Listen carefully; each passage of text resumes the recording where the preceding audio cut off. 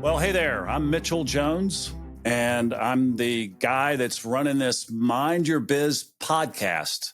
Got a great producer that keeps me in line, but today's our first episode, and I want to start off with thanking you for taking the time to listen and to watch.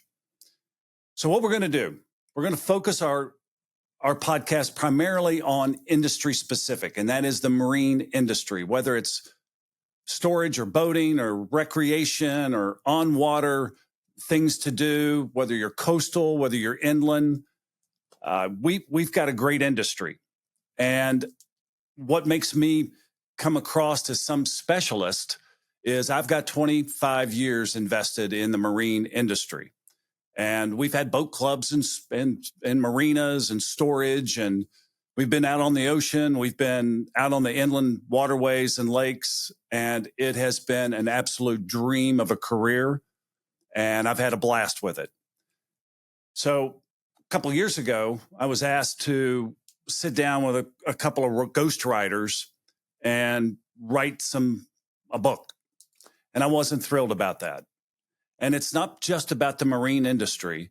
It is specifically about some of the wisdom that I've gained since 1980 when I graduated high school and went to flight school in the early 80s and where I am today. And I wasn't comfortable doing that. I didn't want to make money with this. I'm not motivated by any means monetarily with what I'm doing here with this podcast.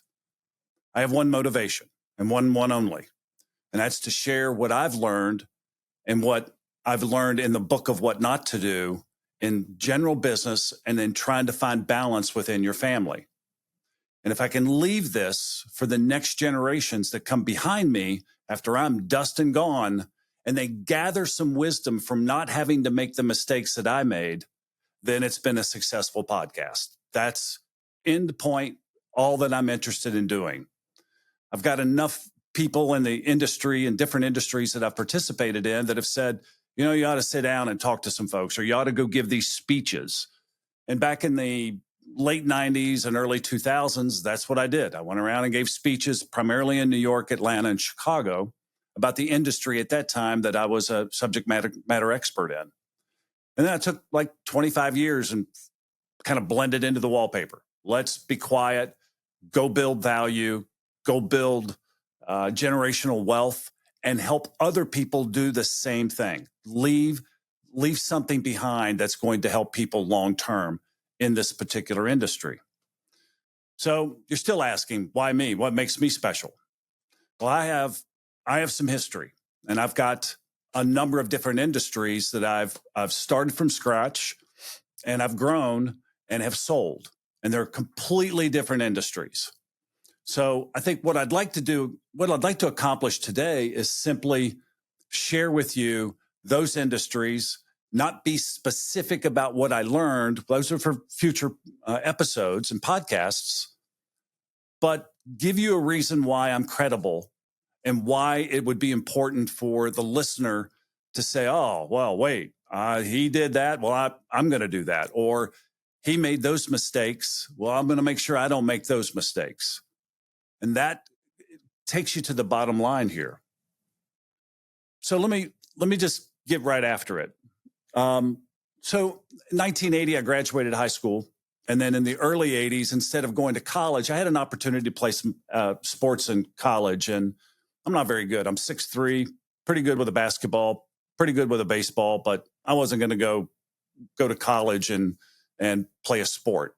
So I went to flight school, learned how to fly. And through the 80s, I continued to learn how to fly, and I went to work for an airline and as a customer service agent, and I continued my aviation training. And along the way, in the late 86, 87, 88, I started having kids. I had twin boys at the time that were 2 or 3 years old. And I realized that working a job for someone is basically structured. You earn, you pay taxes, and you spend what's left over. But if you own your own business and you could be successful with it, you earn, you spend, and you pay taxes on what's left over. And I thought, well, how do I do that? How do I come up with some solution to go out here and create wealth for my family, not go down the airline, commercial airline pilot world where I'm not going to be home all the time and be with my family and try to help my family be better people. So I started a commercial interiors company. And for a different episode at a different time, I'll tell you how that came about. In that startup in '89, I had a little bit of money in the bank. It might have been $10,000, $12,000. And in May 17th, 1995, I sold that commercial interiors company to a couple. And at that time, the industry for commercial interiors was changing dramatically.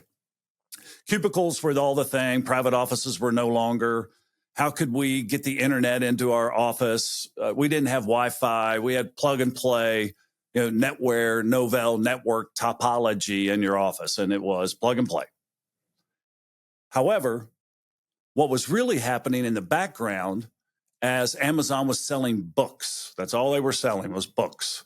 And what was happening in the background with these different companies is they were figuring out a way to market through the internet. And we came up with a pretty interesting play. The federal government had been running video and audio conferencing in the military applications around the world. And they run on 3 algorithms, the H320, 321, and 323 algorithms. And back in the mid-90s, those were great algorithms to do video and audio and data conferencing, but you didn't have pipe. In other words, you didn't have broadband to be able to push video, audio, and data out into the network. So it's just by a way of kind of giving you an example. Let's say you have a fire hydrant out in front of your house, and a fire company comes in and opens up the valve, and you hook a garden hose to it. Well, the only speed that you're going to get is how fast that water flows, not out of the hydrant, but in through the garden hose and out the other end. So back in the mid-90s, it was slow. Now imagine if I could take that water that's coming out of that fire hydrant and compress it, make it smaller, make the atomic particle smaller, and get the same volume of water through a garden hose. So we came up with compression. And there were companies like PictureTel, VTel, Tandberg, all in the mid-90s that were compressing video and audio data onto 56 and 64K circuits. And that's like a copper wire that two cans and a string work off of. And we were able to compress it and build applications and build video and audio conferencing technologies that layered into compression algorithms that the military was using. And we grew that business. And in 2000, I sold it to an Israeli publicly traded company, August 8th, 2000. We made good money on that transaction. But then I had to serve for 3 years as the North American CEO, and all of our board meetings were in Tel Aviv. Now, I've got audio and video conferencing. Why am I going to Tel Aviv? We can just do it over technology at the time. The Israelis felt as though we needed to be face-to-face. So I spent 3 years of my life traveling back and forth to Tel Aviv during the Arafat Intifada. And I saw things that are disturbing, yes, but they didn't. My takeaway from my time in that company, it was W2Com at the time. You can Google it on your own and figure out who all the parties are. My takeaway was, don't drink Turkish coffee. Tastes like mud. And my first trip there in late 99, I was staying on the beach. It was wonderful, beautiful vista. Flew in on Continental out of Newark. Got in at 4:30 in the afternoon. Went to dinner in Old Jaffa, which is just south of Tel Aviv in a dig district where they're still doing excavations. And the funny thing somebody said to me was, Mitch, you're eating dinner where Jonah was swallowed by the whale. I'm like, okay, great. I got it. Okay, let's hope that doesn't happen. So the first thing that the Israelis offered me was a cup of coffee. And I will tell you that the side effects of drinking Turkish coffee is very simple. You're up for 3 days. Period, end of story. You could have one of those little shot cups. You're up for 3 days. And in fact, I was up for 3 days. So one of the things I learned from the Israelis was direct negotiations. Try not to BS your way through anything. At the time, I was 37 through 40 years of age. So it was at that point in my life where I was very, things that were happening around me were very influential. So sold that company, did my 3 years. And then in 2002, December 22nd, I'm a little bit on the spectrum with dates. So I can remember dates and I do math in my head really quick. So December 22nd, 2002, I buy a marina. Now, going back into the mid 90s, I had made a loan to a marina. And before I made the loan, as I was doing my due diligence, I'm looking at their financial statements and I'm thinking, well, this looks a lot like technology, the tech companies. By that, I mean, it's kind of a recurring revenue stream where you made money, every month and every year through rent in marinas and rent on data and audio and video networks. It was a consistent revenue stream. So you didn't have to one sell, like selling a car and go have to sell the next car, the next boat. You had kind of a recurring revenue stream. And I saw that in the mid 90s. I thought, well, this is fascinating. And I'll talk about my boating experience when I come back to that here in just a second. So we bought a marina, and then all through the 2000s, even through the great financial crisis, the GFC, we bought marinas that were having difficulty. We had boat clubs, we had boats, we had boat retail. We had made some investments in manufacturing. So we were learning that industry cold. And then all through the late 2000s, 2010 through 2016, we bought marinas. And the interesting thing is we were buying marinas from mom and pop operations that they didn't really have an exit. And I'm going to speak primarily about this a lot. They didn't have an exit to take that real estate and that revenue stream and business that they had and sell it to someone else. It didn't exist. It was hard. And the banking community during the early 2000s, God bless them, they're great people, I'm sure, but they didn't really see the value in marinas. If you didn't have retail or office or commercial industrial, they didn't really want to lend you money. So we had to go through the evolution of educating the banking industry of how valuable owning waterfront real estate and collecting rent on a monthly basis for that waterfront real estate that was valuable. And it took 20 years, literally 20 years to get 15 to 20 years to get the banking and New York Wall Street guys and Chicago guys all wrapped up in, hey, there's a business here. So through the early 2000s, we bought resort properties, we bought service yards. And then through the latter part of 2015 through 2022, thereabouts, we were buying big portfolios and selling them to public REITs or private investors. So along that way, I've touched manufacturing in the boating industry, service, ports, retail operations, restaurant operations, boat clubs. All through this, we've seen what it takes, and we've also seen the book of what not to do. And part of what we'll do in these episodes is speak specifically in that industry. How does it really work? How do you really make a living at it? And then how do you make a life with it? It's not easy. It's difficult. So my boating experience, my first boat I bought was in 1991. Bought another one in 1995, and it was that 2-foot itis. Everybody has that 2-foot itis mindset where you buy a 21-foot, then you go to a 23-foot. Well, that's what I did. Went 21, 23, bought a 40-foot motor yacht, bought a 42 sport cruiser. We became a boat broker, boat dealer. So we had 50s and 60s and 70-foot boats. And then in, I guess it was 2010, we bought a 112-foot Westport. And we had a crew of 5, 3 that lived on it full time. And this boat carried about in the Caribbean and the Bahamas and the Keys.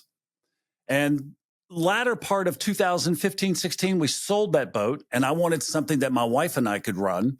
So we bought an 82-foot motor yacht, Hargrave, that we could run around the Keys and the Bahamas just ourselves. Now, we always had a mate with us, and we had somebody that would go with us and stay. It was a 4-stateroom boat with crew quarters.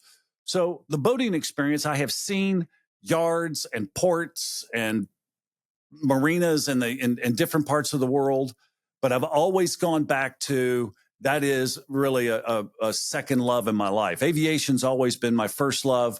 Boating has been my second. So a little bit about the business side of it, and we'll get more detailed about what each of those businesses taught us through the years. But today, I'll also share with you some life experiences, things that impacted who I am today. And candidly, the success that I've had has come from multiple failures, on and off. I've seen the bad side. I've said it 100 times. I'll say it 102 times. I have the book of what not to do. So going back into the 70s, when I was 17, 18 years of age, 3 guys, shotguns, knock on the front door of the house, break into the house, rob the house, tie my mom and brother up with telephone cords. March 4th, 1983, flying an airplane into Greater Cincinnati Airport, walked away from burning wreckage, closed the airport for a day and a half. I've loved flying. I've not had any bad experiences other than that one. But that was my fault. I had a problem with a windy day and made a mistake. 2 days later, I was back up in an airplane, one bigger and one faster, candidly. As I've kind of gone through that evolution in aviation, I stepped out. I've jumped out of perfectly bad airplanes 3 times. The rafting, everybody goes through these little episodes in life, which are interesting. You try to fill a hole, and that hole, everyone has a hole. Some people fill it with theft or drugs or alcohol or whatever it may be that are bad things. And then other people fill it with things that are good. I just went down a path that those are the bad things I'm not going to experience with, but I'm going to do my best to try to do different things to fill the hole. So jumping out of airplanes, I went with my kids, my twin boys, when they turned 18. They said, "Dad, we want to go on a little trip." I said, "All right, let's go." So I went out this airfield in Ohio and jumped out of a perfectly bad airplane, and I was damn glad I got out of it 3 times. Then we went on this rafting excursion. And I'm not talking about little float trips down the way. We did the Upper Gauley, the Youghiogheny, the Lower Gauley, the New River. And then we decided that we wanted to really test our souls. After we had done the Arkansas River, we said, we're going to go do a place that nobody goes to. It's called the Russell Fork. And it's in Virginia and Kentucky on the border. And when we showed up, it was me and two guys that I knew I could paddle with. So we show up, guides there. Normally, when you go on these rafting trips, you fill out all these paperwork and releases and all that sort of thing. And as we got out of the car at 6:30 in the morning after driving all night long, he said, no, we don't sign anything. As a point of fact, we don't have a permit for this. And I thought, this is not going to be good. So we went ahead and did it anyway. We jumped in the raft, 4 of us, 3 guys and a guide. And we went down the Russell Fork River, which is a controlled release in October of every year from a dam, and ended up dropping 1,700 feet in 6 miles off of ledges. And I'll be honest, that is the absolute last time I've been on a rafting trip. So we won't be doing that. We then went and got PADI certified, open water. My wife and I dive. We enjoyed it, loved it, still do to this day. Went out and did racing in Vegas at the Motor Speedway. We've done some different. The point of these experiences is to tell you that I'm an inch deep and a mile wide. That these experiences have marked really who I am and how I've become who I am. And they're hobbies. They're really good hobbies, and I've enjoyed them. I will also tell you that the idea of heliskiing is very much fun, very much fun. But you have to be physically fit and ready to go. Jumping out of a helicopter and doing 7,000 feet of vertical up in north of Whistler Blackcomb, you better be ready to go do that and keep up. And we made 4 runs, had a blast, and I've gone back and done it again. I enjoy being outside, especially in deep powder. I think those people that are skiers would recognize heliskiing as kind of that ultimate one-step go-do kind of thing, and I had a blast doing it. Later in my life, I kind of caught a bug. And this probably started in 2015. So it's been 10 years ago. Late in life, I picked up climbing.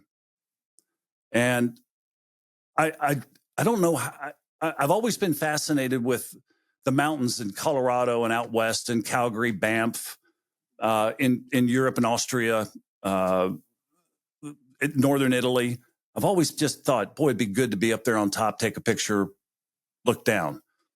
So what I discovered late in life when I was 53, 54 years of age is I really enjoy being uncomfortable.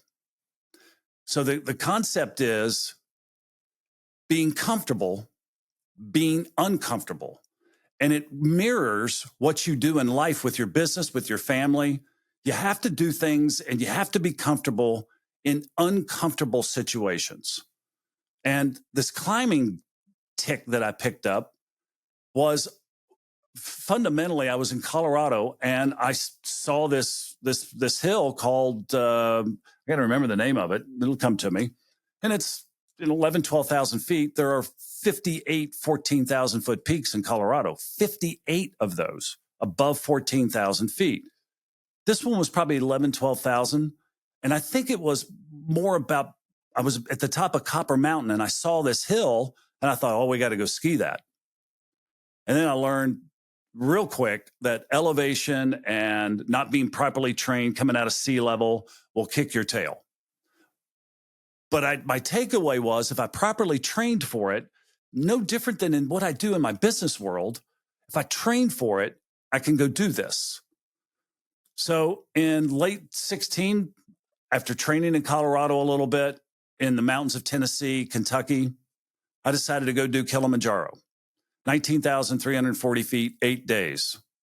Flew into Tanzania, had a little expedition in the Ngorongoro crater, had the experience of a lifetime playing in the Mesa Mara and Serengeti Plain, went to the top of Kilimanjaro. Took me 8 days. I have pictures, videos that are just spectacular.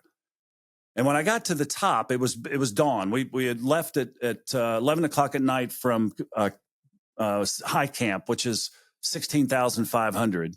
And we're going to climb to 19,300. And we're going to do it all night long. And the guides that were with us, they knew that people struggle with that. If they're not used to that elevation without any oxygen, you just got to be comfortable being uncomfortable.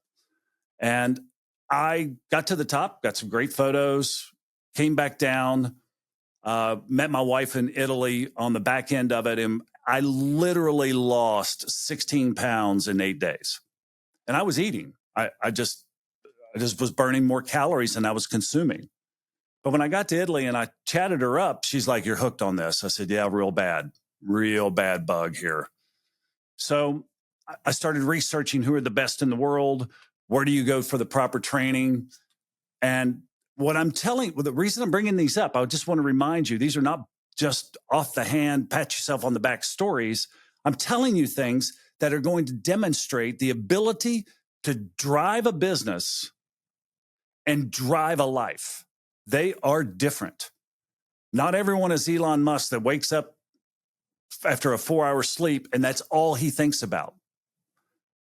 Not everyone is that way, and I don't suggest it. You're on this earth way too short of time to not enjoy and have experiences that you just go, I got to go do this. Whether you're good at it or not, I want to go give it a try. So don't be misled that this is boastful talk. That's not what this is about.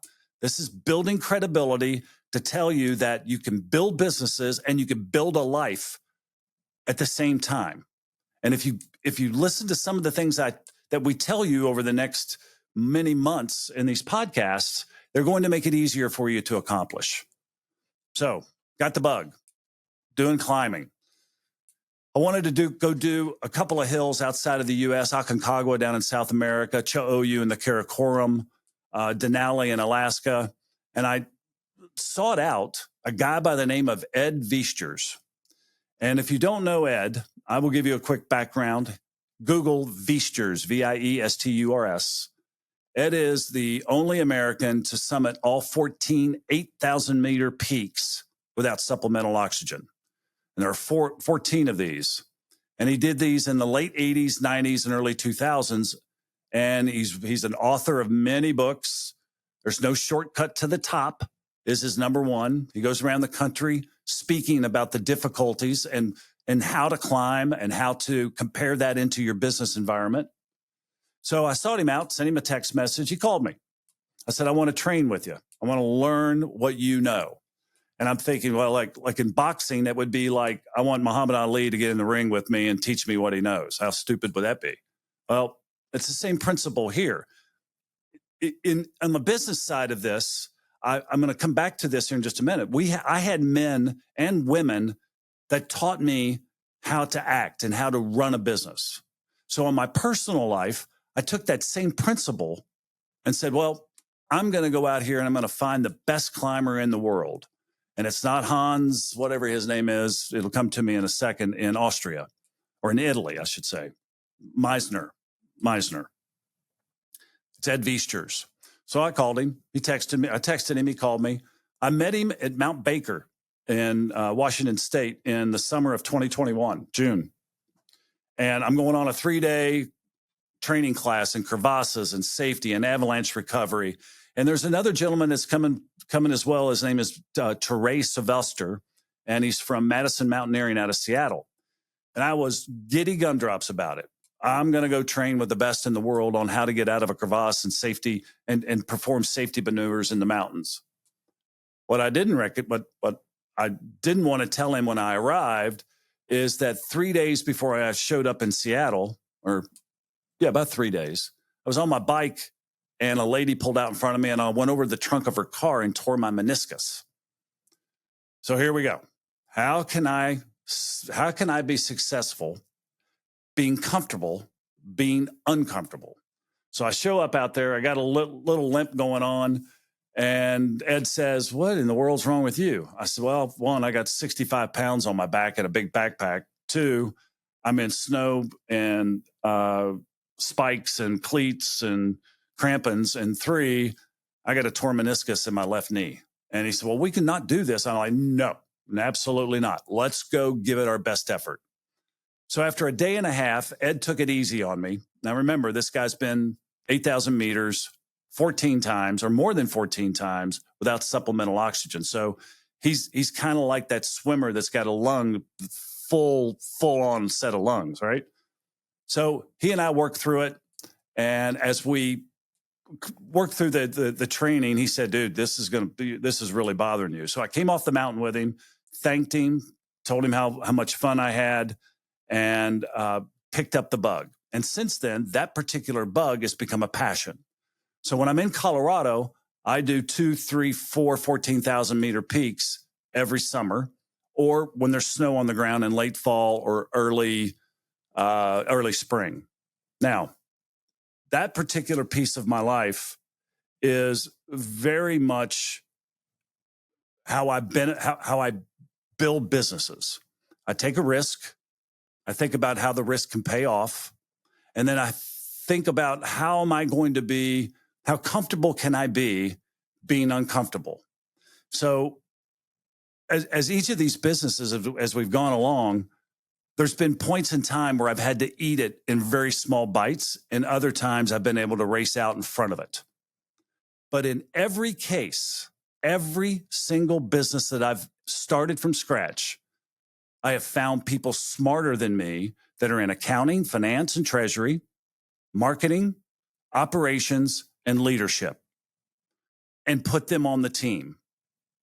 Every time. That's the reason that I've been successful with these businesses, is I found people smarter than me, more capable than me, and I've built a mastermind principle off of those 4 or 5 individuals, and we've built companies. And it's worked out fine. It's worked out very well. So today, episode 1 is building credibility, people to understand who I am. Why am I an expert in this? In every case of the 7 that I've started from scratch, every one of them have been profitable. Every one of them have sold for much more than was invested. I'm very proud of that. At the same time, I raised twin boys who are now 40 years of age, very proud of them. A daughter who is 35, very proud of her, and 5 grandkids. And I have the blessing of being married to the best person I've ever known or heard of. So things worked out. but there were difficulties along the way, very tragic ones, difficulties that we've survived, that we have figured out how to navigate through. And at the end, if you can find those just little moments of being able to get past being uncomfortable, it pays off. So, episode 1, here we are. Want to build a little credibility. We'll talk about today. Want to make sure that people understand that I've got some life experiences that have made me who I am. I've got a lot of business experience that have made me who I am. And I have found a balance between them, that I can build a business while I build a life. And if we can do that, and if we can find takeaways from that in these podcasts that will help others, then we are doing exactly what I wanted to accomplish here. This is not a monetary gain for me. Not interested. I was asked a couple of times to give some speeches and talks about this subject, these subjects. I find this is the medium I want to use. I'm comfortable here. I'm going to enjoy this. I'm going to have a lot of cool guests that are from our industry. And if people can take away just one little snippet of each of these episodes, I'm going to be very happy. There's going to be more to follow. If you like this episode, leave a 5-star review. I'm Mitchell Jones, and I will see you on the next one. Thank you for listening.